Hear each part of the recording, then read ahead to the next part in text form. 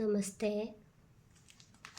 ഇനി ഇവിടെ പാരായണം ചെയ്യേണ്ടത് ശ്രീമദ് ഭാഗവതം ഏകാദശ സ്കന്ധത്തിലെ 15-ാമത്തെ അധ്യായം.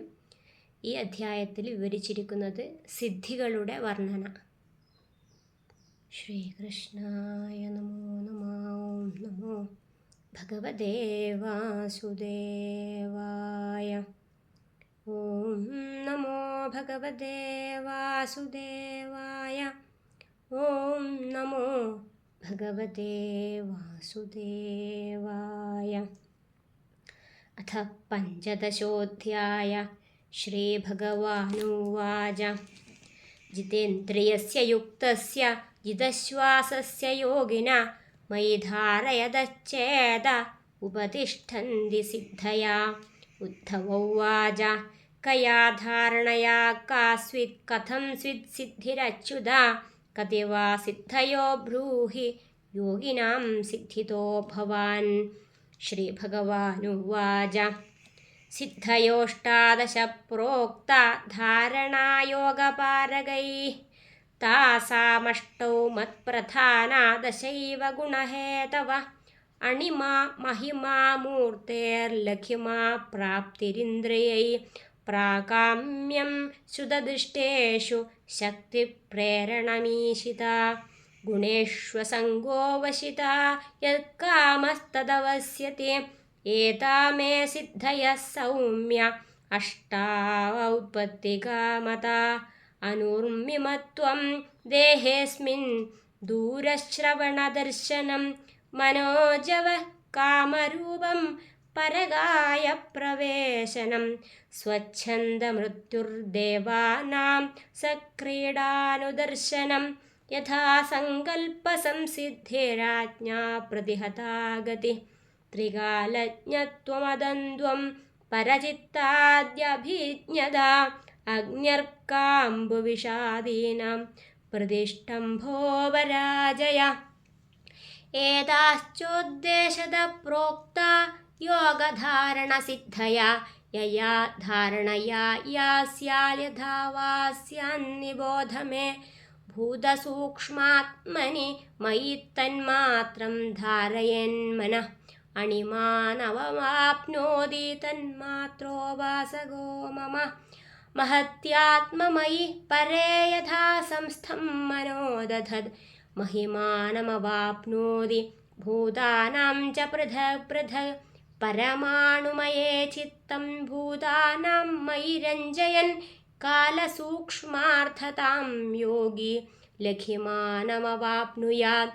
ധാരയൻ മയ്യഹം തത്വേ മനോവൈകാരികേഖിലം. സർവേന്ദ്രിയാണാമാത്മത്വം പ്രാപ്തിം പ്രാപ്നോതി മന്മനാ. മഹത്യാത്മനി യഃ സൂത്രേ ധാരയന്മയി മാനസം.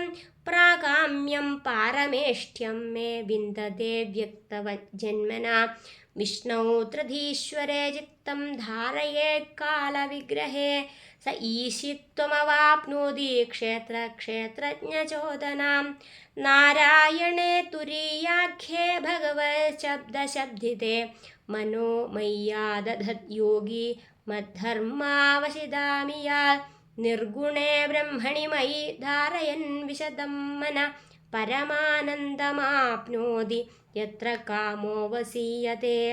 ശ്വേതദ്വീപവദൗ ചിത്തം ശുദ്ധേ ധർമ്മമയേ മയി.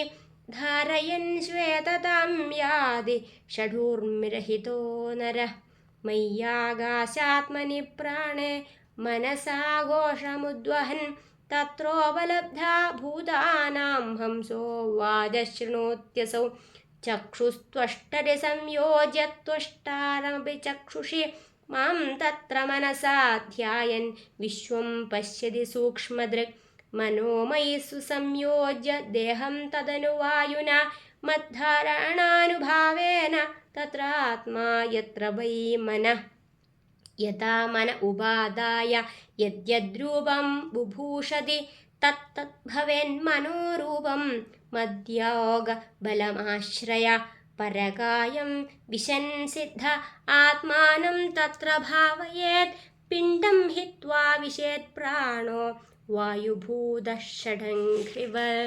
स्पाष्ण्यापीड्यगुदं प्राणं हृदुरकण्ठमूर्धसु आरोप्य ब्रह्मरन्ध्रेण ब्रह्म नीत्वोत्सृजेत्तनुं विहरिष्यन् सुराक्रीडे मत्स्थं सत्त्वं विभावये विमानेनोपतिष्ठन्ति सत्त्ववृत्ती सुरस्त्रिया यथा सङ्कल्पयेद्बुद्ध्या यदा वा मत्परः पुमान् मयि सत्त्वे मनो युञ्जंस्तथा तत्समुपाश्नुते यो वै मद्भावमापन्न ईषु दुर्वशिदुः पुमान् कुतश्चिन्न विहन्येता तस्य चाज्ञा यथा मम मद्भक्त्या शुद्धसत्त्वस्य योगिनो धारणाविदा तस्य त्रैकालिकी बुद्धिर्जन्म मृत्युवबृंहिता अज्ञादिभिर्न हन्येदा मुनेर्योगमयं वपु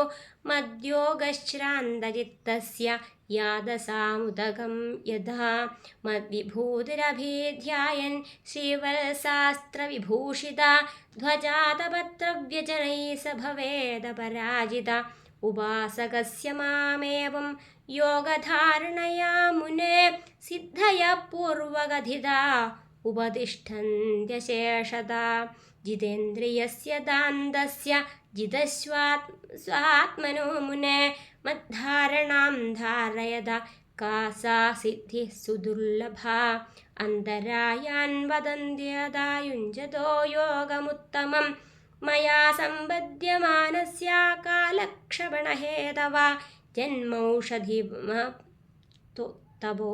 मन्त्रैर्यावतीरिह सिद्धया योगेनाप्नोति ता सर्वा नान्यैर्योगगतिं व्रजे सर्वासामपि सिद्धीनां हेतुपतिरहं प्रभो अहं योगस्य साङ्ख्यस्य धर्मस्य ब्रह्मवादिनाम् अहमात्मान्तरो बाह्यो नावृतः सर्वदेहिनां यथा भूतानि भूतेषु बहिरन्तः स्वयं तथा श्रीहरे नारायण।